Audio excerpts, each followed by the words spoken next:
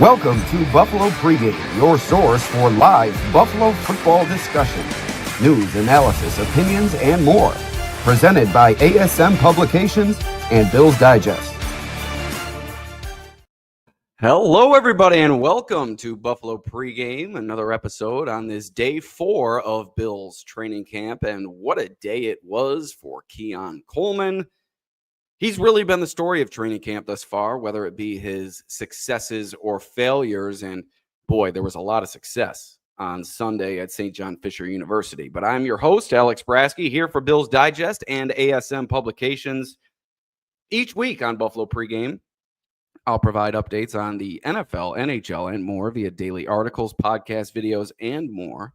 Please subscribe to Buffalo Pregame with Alex Brasky on YouTube or wherever you get your podcasts, along with Buffalo Pregame with Alex Brasky on Substack, both of which are free of charge. All right, let's get into it. I've caught my breath after a quick start to training camp. I'm not necessarily the best morning person, but as the last week went on and we got into the weekend, got a day off, woke up today and headed out to St. John Fisher, I'm starting to get into the groove of things, feeling things a little bit more energy on these podcasts. So happy to bring you the inside scoop from St. John Fisher University today. And the story was Keon Coleman. There's been flashes of brilliance along with flashes of inconsistencies for Coleman throughout the start of camp. And on day one, he matched up with Christian Benford extensively, the Bills' top cornerback. And let's be honest, Coleman struggled a little bit. He struggled to gain the separation from Christian Benford. And Benford, his ability at the cornerback position is amongst the best in the league. So being matched up against him, no matter what wide receiver you are, it's going to be a difficult day. And day one proved to be as much for Keon Coleman. But if you look at his day 2 and today, day 4, two phenomenal, almost flawless days for Keon Coleman. Day 3, a little bit hot and cold, had a couple drops toward the end of practice, but he started practice well on day 3 Friday. Day off seemed to serve him well. Josh Allen was targeting Keon Coleman early and often throughout practice on Sunday, and Coleman not only making the catches, but getting open over the field, I think has been something he's improved upon this training camp. And I think that's such a big thing for him, clearly because of the talk about the separation, but he's a physical player that can win contested catches. But if he's able to run free in the open field and present himself as a wide open target, that can elevate his game to a different level. It's tough to constantly rely on those 50-50 catches. And we saw a couple of them today. I think I had a bad angle on the Jamarcus Ingram play that is circulating on social media. It looked like I was on the far side. It looked like Coleman went up with Ingram and snatched it away from him, but really it was a great body adjustment on somewhat of a back shoulder throw from Josh Allen. Up high, Coleman went up to get it, gave Ingram no chance. And that's what Coleman's known for, that above-the-rim ability, former basketball player at Michigan State University. So I think with Coleman, this is what you're going to see, especially early in his career. You're going to see those flashes of brilliance. You're going to see some inconsistencies. This is a young player, a player who has a high ceiling, but has a lot of development to do. So I think as time goes on, you're going to see better and better from Keon Coleman. And today was really his shining moment. I thought his best practice that I've seen as a pro, and I've seen every single one of Keon Coleman's practices these past 2 years. And today, he was all over the field, making catches, making splash plays. Another one against Dorian Strong down the opposite sideline, also for a touchdown. Beat Dorian Strong. Strong was forced to grab some jersey, try to catch up. Coleman said, no. Was able to make the reception anyhow. It was just a great day for Keon Coleman, and you have to take this in the proper context. It is training camp, and teams are working on things, working to get players a little bit more involved than others. And I think the Bills have made a concerted effort to develop that connection between Josh Allen and Keon Coleman. But if you're to judge things based off of the targets these receivers are taking during training camp, Keon Coleman's in line for wide receiver 2 level production. And I think he was on his way there last year before the injuries, finished the year second in receiving yards, third in receptions, but just missed second by a few. Curtis Samuel, Matt Collins, I think with 31, Coleman with 29 on the year last year. I think 50, 60 receptions is reasonable for Keon Coleman this year if he's able to stay healthy. Second round pick. Bills are going to try to get him involved, and he's really starting to develop. It wasn't all bad for Jamarcus Ingram on the day. It hasn't been the strongest training camp for him. I think he's been in the background of some other defensive backs who have kind of taken a step forward. And obviously you have Max Harrison and Tradavius White competing for cornerback 2. Cam Lewis has strung a few good days together. But today, Jamarcus Ingram, maybe the play of training camp. It was certainly the play of the day. Zach Davidson, open over the middle, but Ingram able to read the play, spring into action, extend and rush over, make a diving play on an interception to take it away from Zach Davidson, who's seen a lot of work with the first team with Dawson Knox out. But it was a big play for Jamarcus Ingram, somebody who's really been in the background when it comes to this cornerback conversation, but perhaps trying to insert himself into the discussion with an interception on Sunday.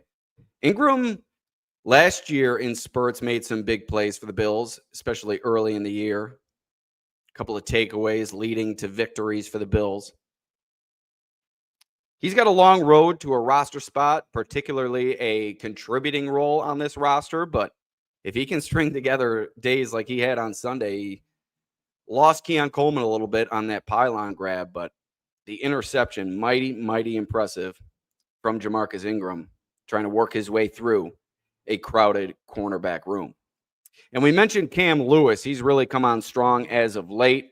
Early in the practice, it Lewis deep down the middle. I think it was against Keon Coleman. I couldn't quite get a good look at the receiver. But it looked like he was beaten on the play and able to come in and get the pass breakup. And you've seen, I think, 3 or 4 pass breakups or well-defended plays from Cam Lewis the past 2 practices. And a player with versatility in that defensive back room, a cornerback safety. He certainly had a strong couple of days. And speaking of strong, Dorian Strong coming up with somewhat of a splash play on Sunday. Reaching in, forcing a fumble on a pass down the field to Zach Davidson. Davidson came up with it initially, but Strong was able to get a hand in there, punch it out. And that's got to be a good sign for this Bills coaching staff. They've stressed taking the ball away so much in recent seasons. And Bobby Babich, defensive coordinator at the podium on Friday, expressed that he wanted to see more in terms of aggressive style of play from his defensive back room. And he's seen it over these past 2 practices. Taylor Rapp with 3 interceptions on Friday. Jamarcus Ingram with an interception, and Dorian Strong with the punch out down the field. And Strong he's as pro ready as you'll see a rookie cornerback come into the league in terms of his mechanics, his coverage ability. But to see some of these splash moments from him, reaching in, knocking this ball away, forced fumble on Zach Davidson, and also to see him working as a gunner on special teams, that's going to give him a good chance to make this team, and not only make the team, but contribute in one way or the other. We all saw how Christian Benford, a late round pick, came on, established himself within this defensive scheme. I wouldn't be surprised if we see the same thing from Dorian Strong. It might not come as quickly with Max Harrison and Tradavius White clearly competing for that cornerback 2 role early in training camp, but as time goes along, I think you might find it tough to keep Dorian Strong off the field. Really, one of the main stories today at Bills training camp were the injuries and a scary moment at the end of practice when Tyrell Shavers near the front right pylon went down in a heap, clutching at his ankle, later being carted off the field. Not a good sign for Shavers, but it was later reported that it was a low ankle sprain, something that is not expected to be significant. So that is good news. But if he's to miss any time, that could really set him back in his chase to make this roster. It's a crowded wide receiver room. Elijah Moore also held out a bit today with general leg soreness, I should say. So you have Curtis Samuel, you have Tyrell Shavers, you have Elijah Moore, you have Laviska Shenault, who remains on the PUP list. More on him later. This wide receiver room, granted at the back end, is a little bit banged up here through the first few days of training camp. Khalil Shakir, Keon Coleman, Joshua Palmer have remained healthy. But Elijah Moore, did I say Elijah Moore? Keon Coleman, Khalil Shakir, and Joshua Palmer. Yeah, I think I said that. Elijah Moore, though, his injury a little bit concerning. Just general leg soreness, though, so I don't want to get my panties in a bunch. But Laviska Shenault trying to make the team both as a receiver and a kick/punt returner. Not able to practice the past several days. And then Curtis Samuel missing his second consecutive practice with a hamstring injury. And we all know about the extensive injury history with Curtis Samuel. Missed a lot of time and was hampered by a toe injury throughout the course of last season. Hamstring injury. Not a good sign for Curtis Samuel. After he was coming on in training camp, he had put together a couple of nice days. Friday had a couple early receptions to help set the tone for the offense. So to see him go out, not a good sign for him. Obviously not a good sign for Tyrell Shavers and Laviska Shenault. I almost called Tyrell Shavers Justin Shorter. They always blended together in my mind when Justin Shorter was here. But a little bit of a concern in the wide receiver room and really injuries overall. If you look at the injuries that the Bills have sustained, you had Terrell Bernard and somebody else held out today. Let's see. You had Terrell Bernard held out with a hamstring injury.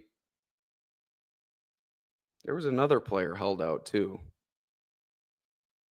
I don't have it here. I want to say maybe the other one was Curtis Samuel. Maybe this was his first practice miss. There's a list of injuries here. Yes. It was Bernard and Samuel who were announced today with hamstring injuries. Previously, you had Dorian Williams and AJ Epineza leave practice on Friday. That's what it was. I confused Samuel with one of those two. So Terrell Bernard, Curtis Samuel held out of Sunday's practice with hamstring injuries. I did see Terrell Bernard on the field talking with Taron Johnson, also held out of Sunday's practice due to a veteran rest day. It's Taron Johnson's birthday today, so happy birthday, Taron Johnson. But also you had AJ Epinesa and Dorian Williams miss practice on Friday. Epinesa returned to action today. Dorian Williams remained sidelined. Saw him in a walking boot on Friday, so it could be something relatively significant for him. And then, of course, you have Dawson Knox on the non-football injury list, Spencer Brown on the PUP list, Cedric Van Pran Granger on the PUP list, Laviska Shenault on the PUP list, Knox with a hamstring, Brown with a back, Van Pran Granger with a calf, Shenault with a leg. Knox, Brown, and Shenault all working off to the side with athletic trainers during Sunday's practice, which was a good sign. They could be nearing a return. I heard that there was a report, I did not see this, so I can't confirm it, that Cedric Van Pran Granger was on somewhat of a scooter nursing that calf injury. So hopefully it's not an Achilles injury for Cedric Van Pran Granger, supposed to be the backup center this year. With Brown out at right tackle, you had Ryan Vandermark with the first team. It looks like Tylon Grable has the leg up in terms of the swing tackle role, but Ryan Vandermark's still getting his time out there with the first team.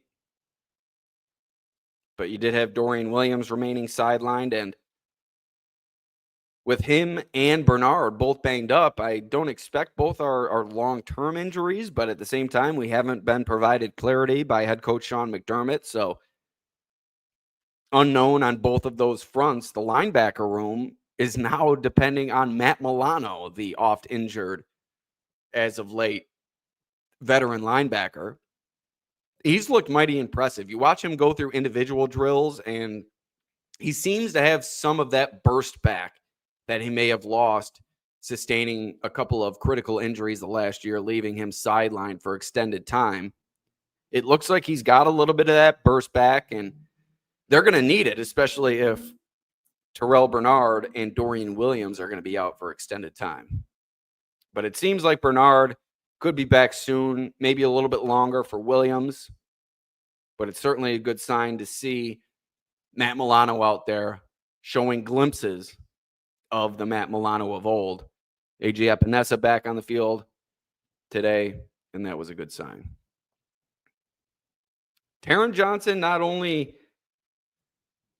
the only birthday boy at Bills training camp today, as Brandon Beane, general manager, also celebrating his birthday. 49 for Brandon Beane.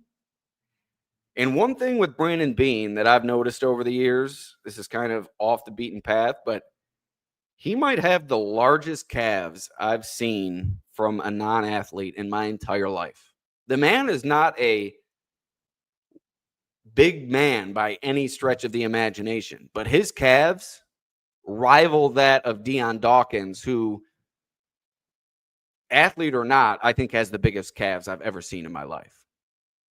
Whoever created Deion Dawkins' calves, I don't know what they were thinking there, but those things are massive. So I think we've really touched on most of everything. This might be a little bit shorter of a pod today. Usually try to go about 30 minutes. Today might be about 20 minutes. It's a Sunday, though. I deserve a little time to myself. But the last thing I'd touch on is Tyler Bass, 4 of 8 on his field goal attempts. I had him missing kicks from 40, 43, 46, and 51 yards, making kicks from 30, 33, 43, and 51 yards.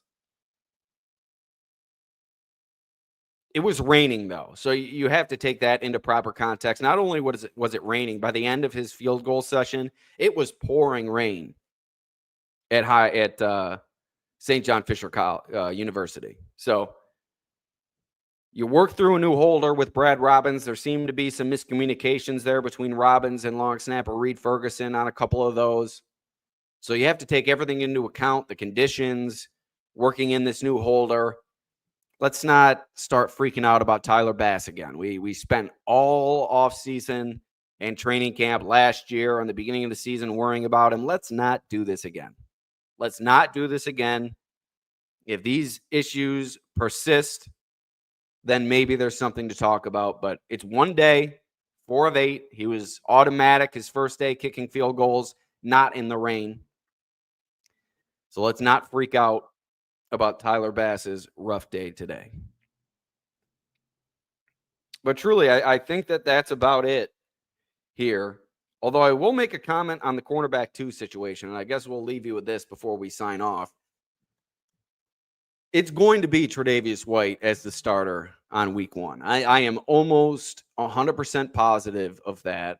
Max Hairston, he had that big play, I think it was on day 1, recovering, knocking the ball away from KJ Hamler. Other than that, it's been very ho-hum for Max Hairston. He's not showing consistent flashes out there, not somebody who seems ready to force the Bills' hand in terms of who they're going to start at that position. And as we've seen from the Bills, if you don't have a young player force your hand, they're going to go with the experience. And I think within that conversation, they're going to go with the experience in Tradavius White. And not only the experience, he's been pretty solid at training camp thus far. He's going to get beaten every once in a while when he goes up against a speed guy. He doesn't have the same speed as he had as a young Trey White.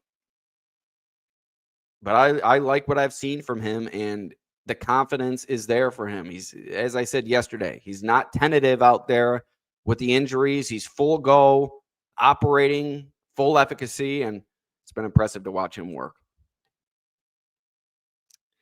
But I think that's about it from day 4 at Bills training camp. A little bit of an abbreviated conversation today. Hey, I got to make time to watch Happy Gilmore too, so got to make sure all my ducks in a row. But very appreciative of everybody following along with my coverage throughout training camp. Buffalo Pregame with Alex Brasky on YouTube, Substack, and wherever you get your podcast. Please like, share, subscribe, rate, whatever you have to do to help spread the word. For whatever reason, Bills Digest, which is the official publication of the Buffalo Bills and also linked to buybuffalobills.com, weren't credentialed this year. This is like my Nick Young meme face. I don't know if I did that right. Just doesn't really make sense to me. Doesn't sit very well with me, but there's nothing that's going to stop us from bringing you prime coverage here on Buffalo Pregame. Myself, Dr. Kyle Trimble, got a couple of other additions in the works. So be sure to stay tuned to Buffalo Pregame. You can't miss this stuff every day if you want to follow not only the Bills. We had a Sabres episode earlier on the podcast with Owen Parker of WGR 550, the giant goalie son, as he's been affectionately known. So be sure to check that out. And be sure to check out all of our past episodes and articles on Buffalo Pregame. But I'd like to thank you for joining us. Your support means everything to me, and we'll see you next time.